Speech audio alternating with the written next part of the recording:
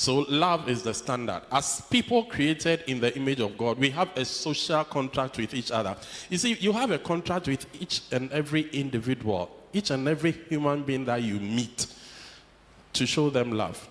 And this contract is understood. It's something that is inside you. You know that you're supposed to be good to people. Nobody has to tell you that. Much less somebody that you are married to. You have an obligation to the next person to be nice to them.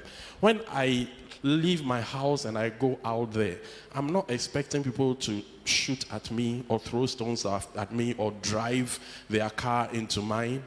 I expect them to be careful how they treat me. And generally people do that. Nobody goes, when he sees you, people don't do that. It's unusual. So that gives us confidence to live our lives. When you get up, you just go out, you walk freely, you are not afraid. Okay, that is how life is supposed to be. We have a social contract with each other, not to harm each other. Okay, and most people do it. Only a few people are bad.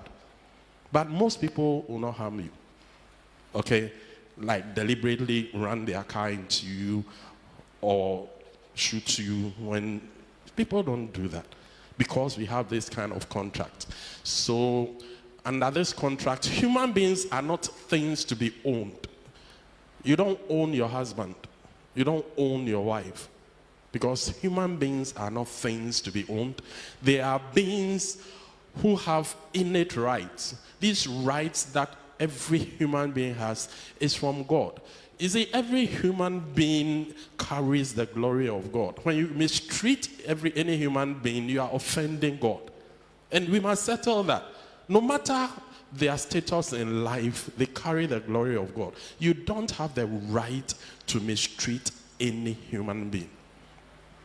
Even the poorest of the poor, they are the ones who stand for God, who stand for Christ. The Bible says that if you did not do it for any of these little ones, you did not do it for me. So the least of human beings deserve to be treated with respect because they carry the glory of God.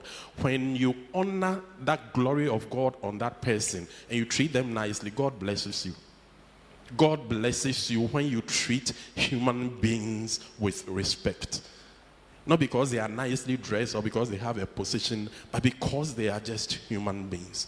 You need to be aware of that. You don't mistreat any human being.